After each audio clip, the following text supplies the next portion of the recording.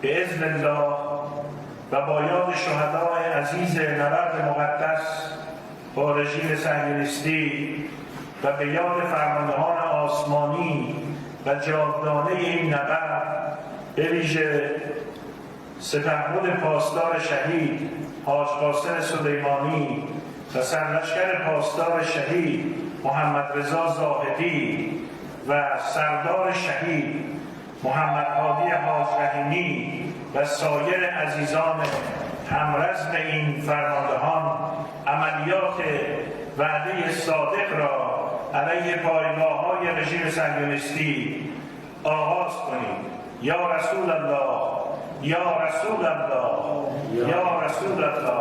اللهم صل علی محمد و آل محمد. و من نصر الا من عند الله العزیز الحکیم. اللهم صل